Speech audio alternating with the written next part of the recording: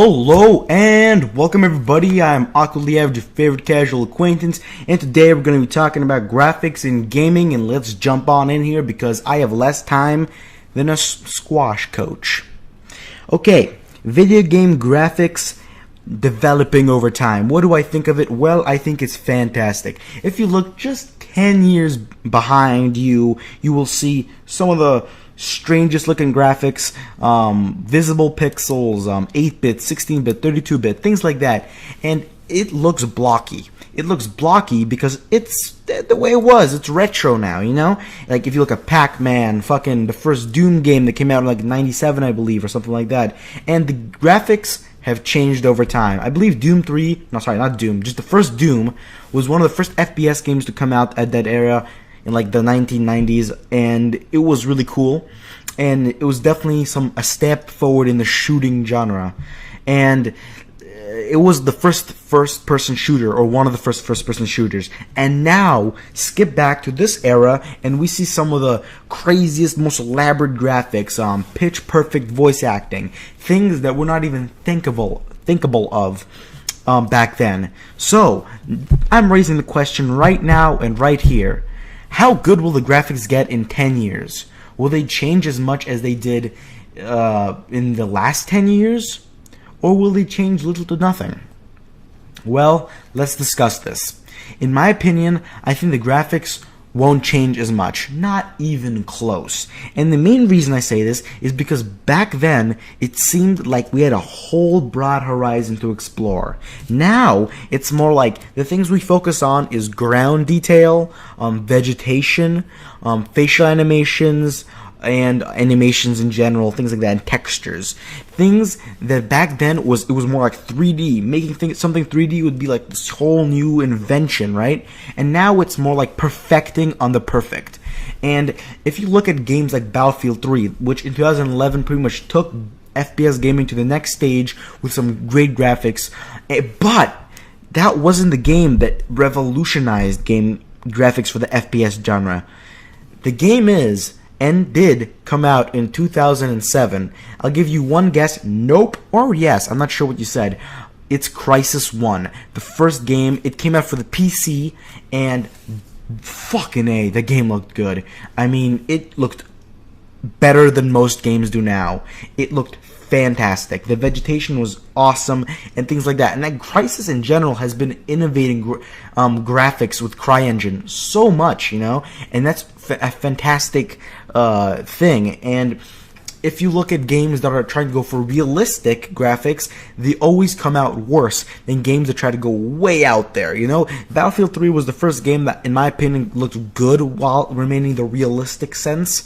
But looking at games like Halo 4, which even on the console looks fantastic, games like Crysis, which is completely unrealistic but really cool graphics, there's a more broadened horizon. And now we have things like HD textures on plants, on small little leaves, like games like Far Cry 3, which is by far or hands down the best looking game I've ever played in my life on the PC. And comparing that to the graphics of a console game like Call of Duty is not even funny. However, Black Ops 2 was good graphics-wise in its own sense of that word. In fact, I thought Black Ops 2 looked great.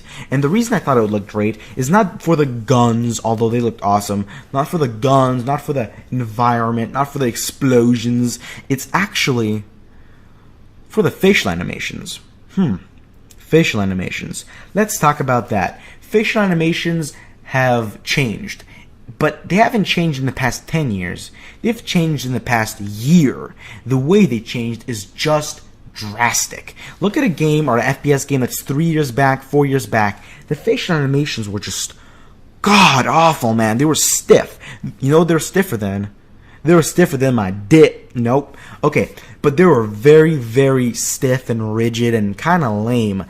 But now, in the past year, we have been revolutionizing facial animations to a point of epicness. If you look at Black Ops 2 and the way it was created doing, like, you know, that CGI motion capture technology, which is pretty much how most FPS games are rendered out and created these days. But how many those balls people like putting on their faces? Wow, that came out wrong. But, you know, motion capture, you put those little ping pong balls on your face, those small white balls on your face, and it's pretty much how you capture all the movement, all the muscles and stuff like that. And it looks fantastic. In the Black Ops 2 campaign, the facial animations were just spot on. Even better than Battlefield 3's facial animations. But Battlefield 3's textures and Battlefield 3's, like, an environment is just wonderful. You know, it's realistic movements. However, the textures of the ground aren't that good. Let's talk about textures of the ground. What does tessellation mean? It's pretty much the jutting out of ground objects, of objects you don't usually think of. If you go into a mission of any modern FPS game and you walk around and you find like a computer and you see its keyboard in the game, you'll see that the keys are completely flat. Although they are shaded to make them look 3D, they're not actually 3D. The reason for this is that they want to save time by not creating every individual key. They want to save the space, not make the game too hard to run. However, that's the next step in graphics, in my opinion. Making things jut out. You know, like bricks on houses, like wrinkles and like mouses, you know, things that are usually 2D in games just because the game developers don't have enough time or are just not willing to create that because it just takes up too much space, is the next place we're gonna go. And I think we'll start seeing some of that in Crysis 3. In fact, they've been publicizing tessellation in Crysis 3 for a good amount of time. And in the next Xbox come out next year, it's going to be a big next few years for graphics. Not as big as it was back in 2000, but still big. We're going to be seeing some great things. Maybe even things like CGI in games. You know, we already saw some sort of CGI sort of things in games like motion, like very vivid motion capture in games in Battlefield 3 cutscenes. You know, those cutscenes were created perfectly. I mean, they looked fantastic. You could see every hair on the body, things like that. And that's going to be the next step for graphics, and I think. Video games will progress so much that it's almost as if you're watching a movie, but it's interactive, so it's much more fun, you know? And that's where the next step is going. And I mentioned hair there, and you might be wondering, what the fuck does that mean? Well, no, you know what hair means, but why does it matter? Because hair is one of the hardest things in the video game industry to create perfectly. Hair is ridiculously hard to create because it's just, you can't have every single strand visible, but you can't have just some big solid blob that doesn't move, and that's why it's so hard to create. And I think we're moving in the very, very right direction with this, especially in games like Far Cry 3, where the hair animation is very good, especially on facial hair. Facial hair. Let's talk about facial hair and dick beards. No, let's not talk about dick beards. Let's just talk about facial hair. Like, I think in Far Cry 3, they had some really great looking facial hair. Like, things that you can't see every single strand, but you can see that it's not just some solid blob. It's actually like an engaging sort of thing. And I think that's where graphics are going. Graphics are moving ahead, maybe at a slower pace now, but who am I to tell you how fast graphics are moving? They might be moving at a quicker pace than we can imagine.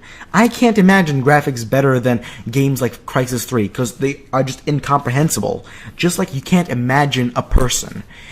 The person that you see in your dreams or in your imagination is somebody you have seen at one point in your life. Same thing with graphics. You can't imagine amazingly new graphics. You can only see the best graphics you've ever seen in real life. And that's why it's a huge journey. Let's get on board and get ready for our next year roller coaster of epicness. Thank you for watching, everybody. I'm Awkwardly Average, and have a great day. Peace out, everybody, and stay tuned for next time. Peace out.